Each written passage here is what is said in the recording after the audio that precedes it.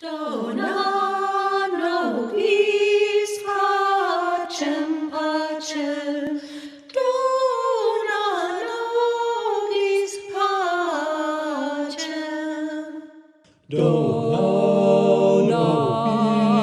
nobis pacem, dona nobis pacem, dona nobis pacem pacem, dona nobis pacem, dona nobis pacem pacem, dona nobis pacem.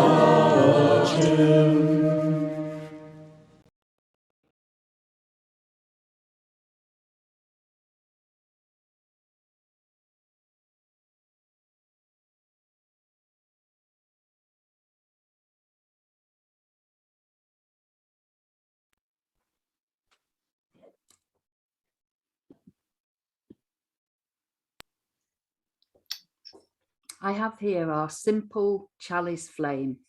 It's a symbol of our worldwide progressive religious faith, and it's both an ancient and a relatively modern symbol.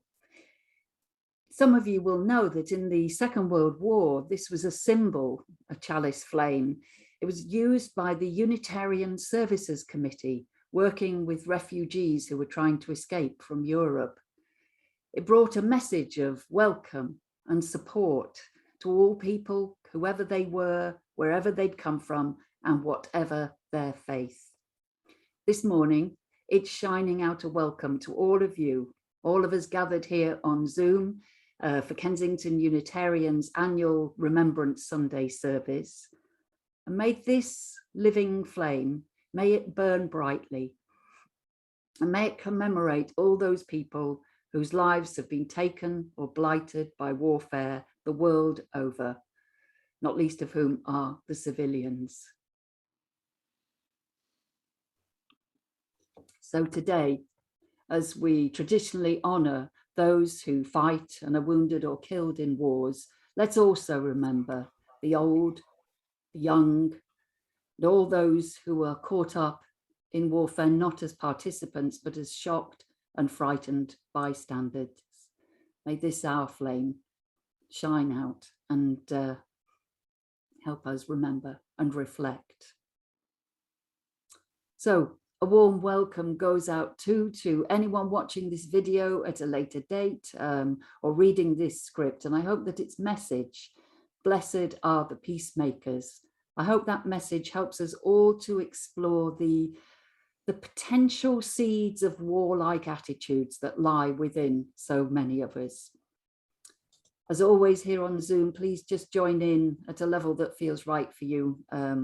It's great to see your faces and have this sense of togetherness, but equally it's sometimes more peaceful to turn off your camera and rest back. So do whatever feels right for you this morning.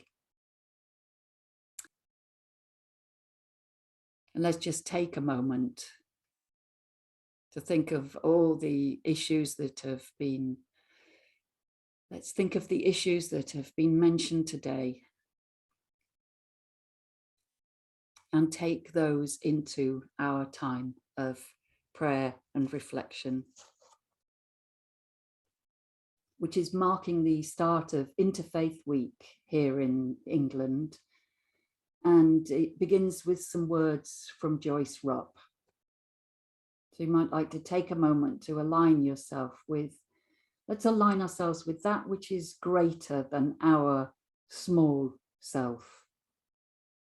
We might call that the God of our hearts, our understanding, or the spirit of life and love, dwelling within all that exists in this life of form.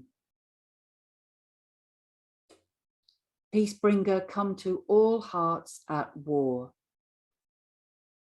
Move them to lay down their weapons, to cast aside bitterness and resentment.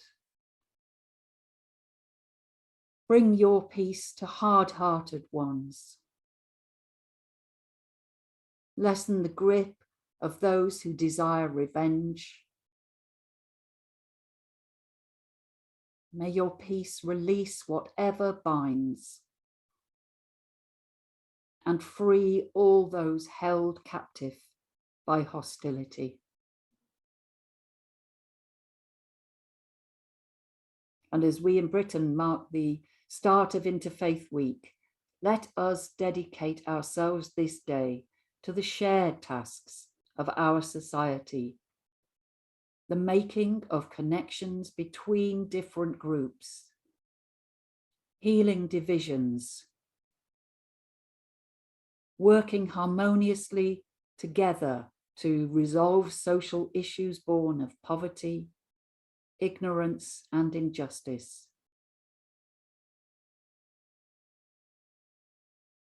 As Unitarians, we can celebrate all that connects our world faiths, those fundamental shared values uniting all people of goodwill. And we can celebrate the distinctive features of each faith and be enriched by their unique qualities.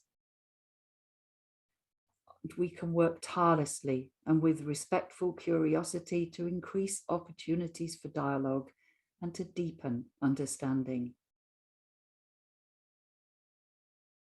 So I invite each of us now, if we so wish, to take a moment to think of any groups or individuals who we find difficult to accept.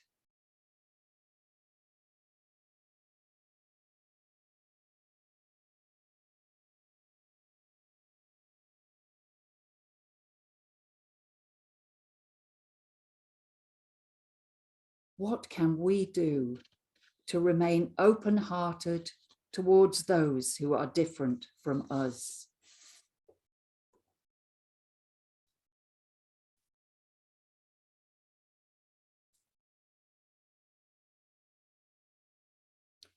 Let's take a moment now, if we so choose, to think of individuals or groups for whom we are concerned.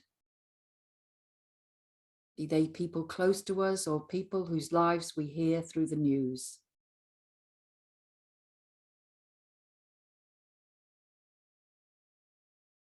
Is there some action, however small, that we could take this very day to ease the suffering of others?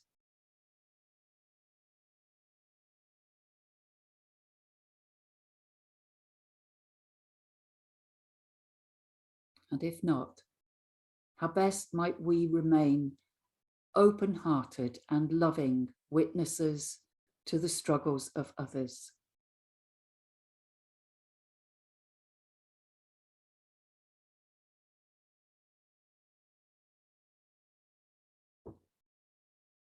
On this Remembrance Sunday, as we honour all those affected by warfare, may we both as individuals and as a community commit ourselves to the task of living our lives for the peace and well-being of our society, our wider global community, and this precious planet that is our home.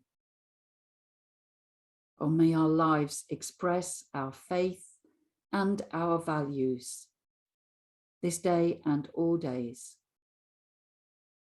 And to this aspiration, let us say that ancient word, Amen. So may it be.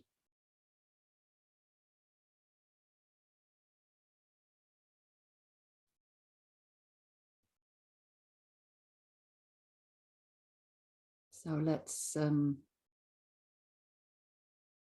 take those thoughts and prayers now into our first hymn, which is, it's a recording of our congregation back in 2016, singing Peace Like a River. There are 6 verses to this hymn. They're going to appear on our screens soon. And they express something, I think, of the multiplicity of human experience flowing onwards. So feel free to join in or simply listen.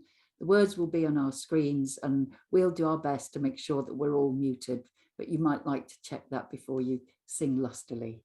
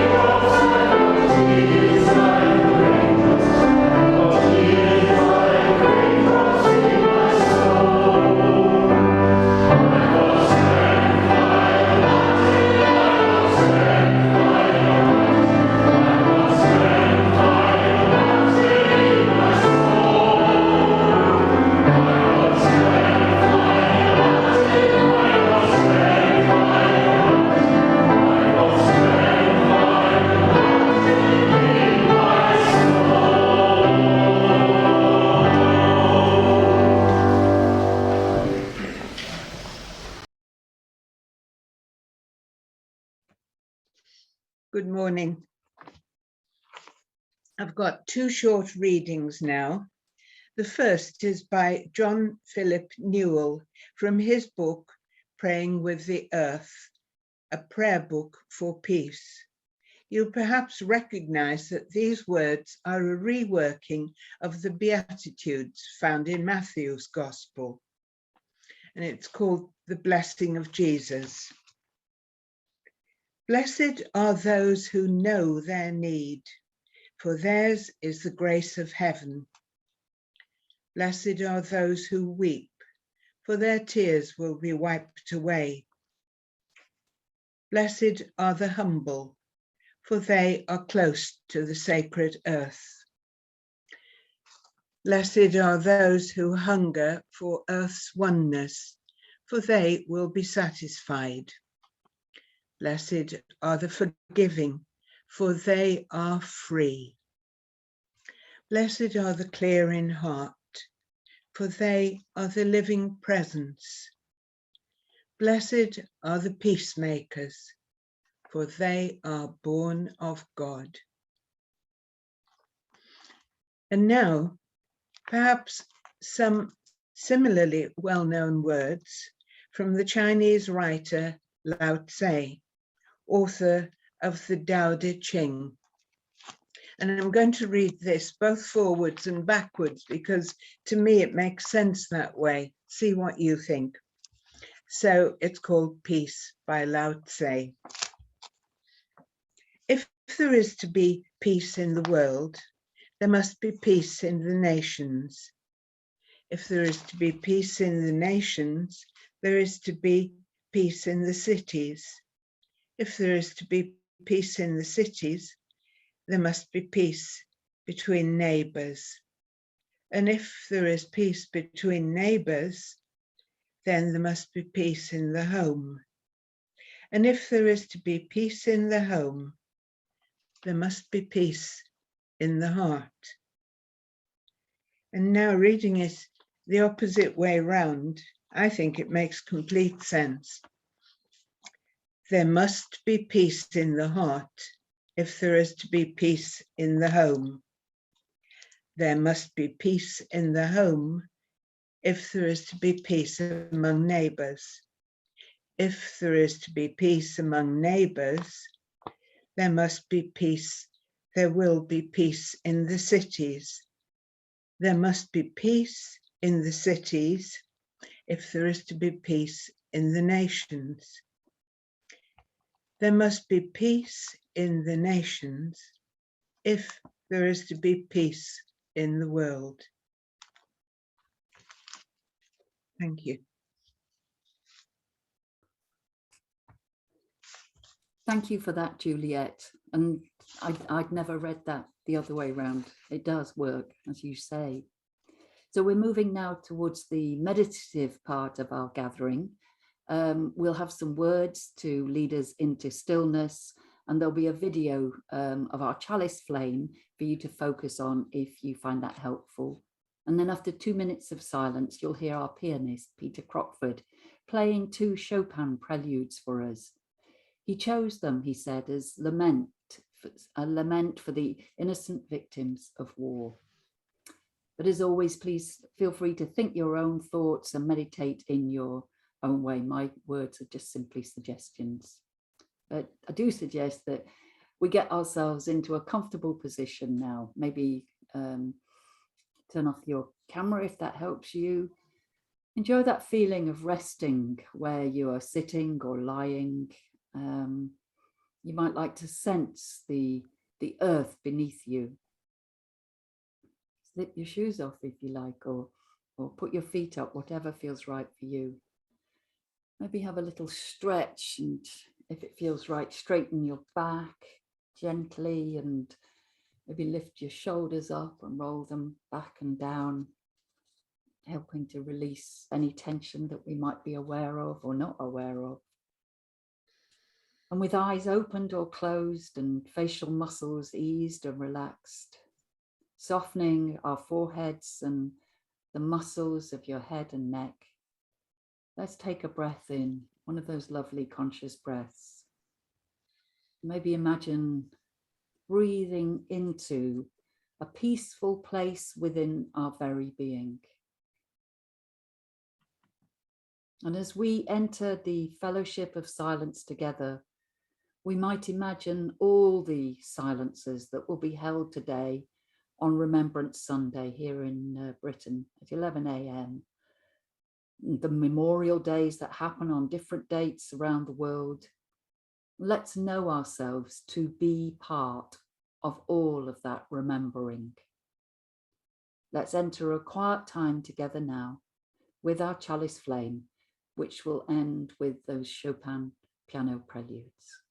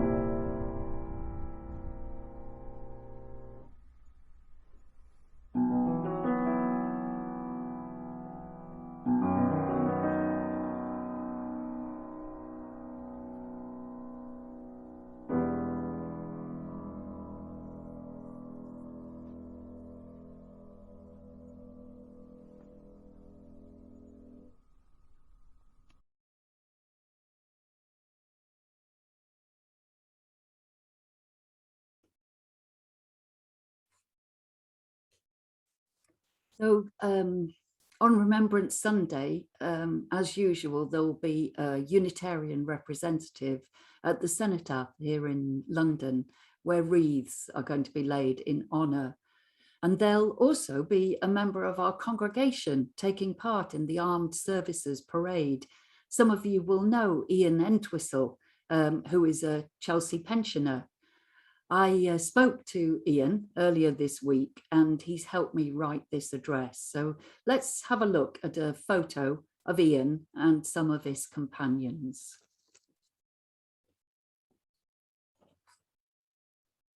This photo is taken by Rami Hayun, who is creating a very moving photographic record on his blog of soldiers who fought in the Korean War.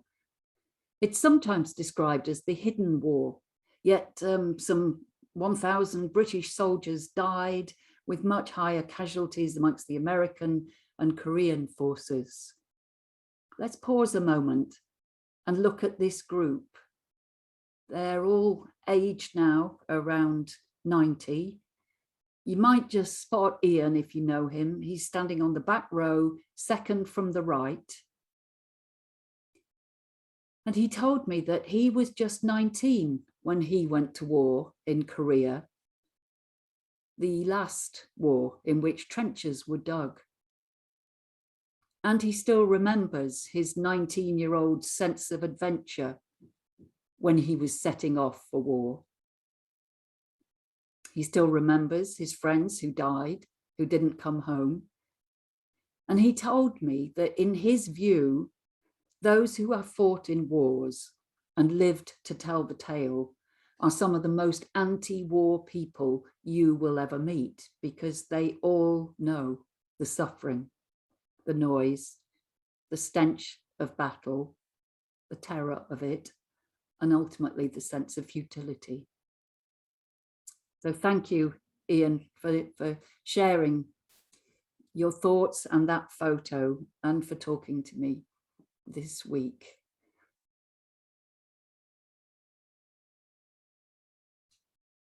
Ian also told me that for most of his time in the army, they were involved with peacekeeping activities. He explained how they were trained to take on any project and how worthwhile it felt to have engineers able to bring help in times of disaster, rebuilding bridges destroyed by floods, clearing the debris, marshalling resources and feeding the hungry. We need peacemakers in our world, don't we? And we need peacekeepers. As somebody said earlier on, peace doesn't just happen, it has to be worked at. Now, as Unitarians, we do not have one message to proclaim on a day such as Remembrance Sunday. Some of us are pacifists and view war as a crime, if you like, against our very humanity. Some of us may consider war a sometimes terrible necessity. And our lives, just like the lives of all other human beings, our lives have been touched by war in different ways, because war is an uncomfortable reality for us all. Our experiences have varied widely, but we share a concern, I'd say, for what human beings can do when we view the world from only one perspective. So our service today has a theme of blessed are the peacemakers, and yet we know that peace, like war, is complex, multi-layered, and often far from straightforward. The kind of peacemaking I've been considering all week is far from I don't know how you describe it, a wishy-washy kind of, oh, let's roll over and hope they tickle our tummies kind of peacemaking. It's not appeasement and it's not abasement. It requires us to stand and face one another as equals and dare to make those first steps towards greater understanding of one another's lives. Earlier on, Juliet read for us a modern reworking of Jesus's Beatitudes with the line, "Blessed are the peacemakers, for they are born of God." Its original wording is, "Blessed are the peacemakers, for they are the children of God." And if theist language doesn't work for you, well, don't be put off by God in these statements. We might replace it with one source, with a sense perhaps of all the physical elements that all life shares. Blessed are the peacemakers, for they are born of one source. Blessed are the peacemakers, for they are born of one source. Blessed are the peacemakers, for they know they are born of one source. Only understanding by what it means to be one humanity can we move, I think, towards peaceful coexistence as a species. Yeah, as individual citizens, we may, of course, blame our politicians or the generals or the terrorists for the violence that they seem to lead us into. And for sure, they have their part to play, but we must share that responsibility. I believe that only by owning our own warlike natures can we start the great turning towards peace. This can begin at the simplest levels of our everyday lives, by examining our prejudices, our judging natures, our irritations, and yes, our rage. Not to suppress these feelings in any way, the opposite actually, to own them, to acknowledge them, and to then find healthier ways to work through them in this world with other people. We need to become experts in examining our othering, a strange yet important word that describes our human propensity towards having us and them, recognizing our own tribe, whatever that tribe may be, as a safe place where people are like us, and the others out there, somewhat different, apart, bewildering, or even frightening. How then should we better get to know the other? Well, perhaps firstly by naming them, if only to ourselves.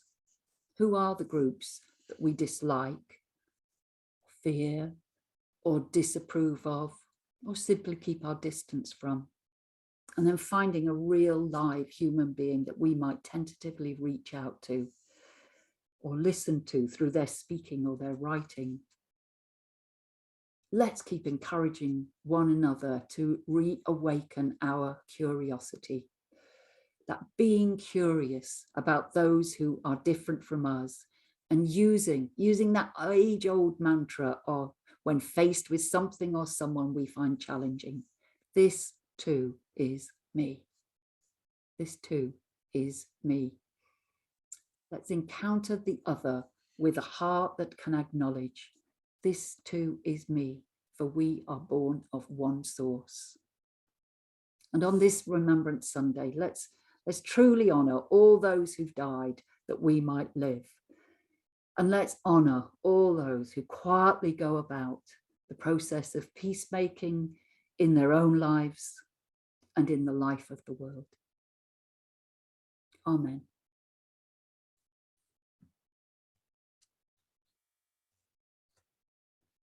And we're going to sing our second hymn today now. It's a song of peace, sung to Sibelius's tune Finlandia from his Karelia suite. Sibelius, whose music is credited with inspiring the movement for Finnish independence. And his words always move me, this hymn. They remind us of that which transcends nationhood.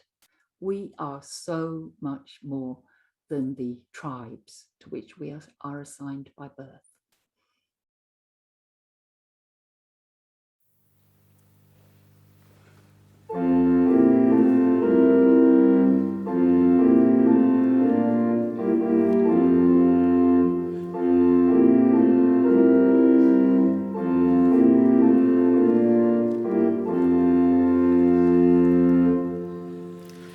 This is my song, O God of all the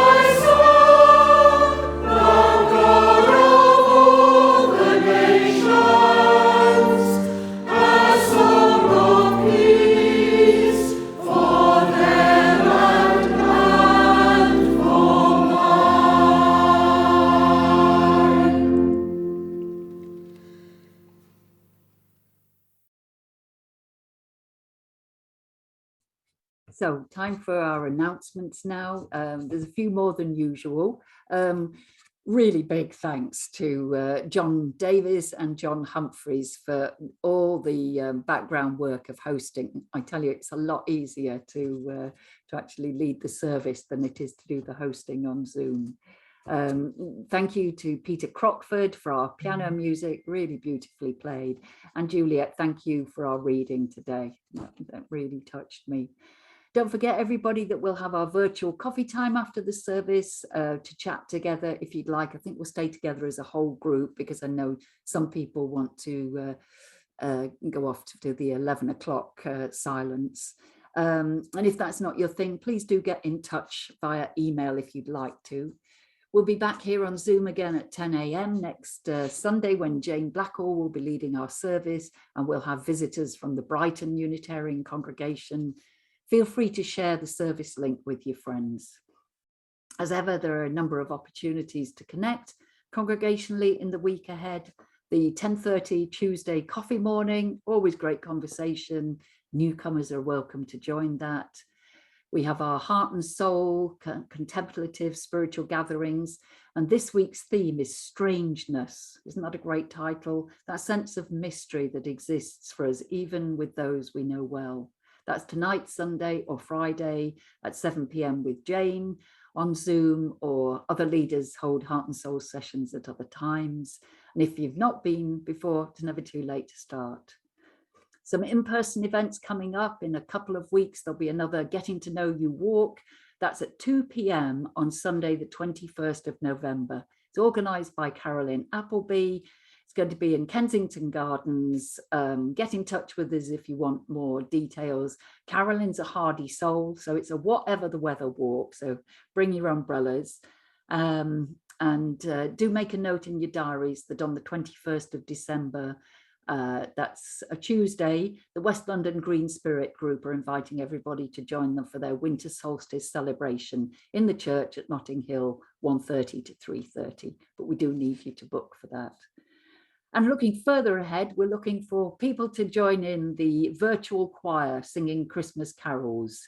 It's really good fun doing this, and although it needs a bit of technical work, it is actually manageable. Even I can do it. So there are instructions that can be sent out. So do have a think, because Jane and Marilisa are going to be getting the guide recordings together soon, and we can have individual coaching if we want. It's a more the merrier, so email Jane about that.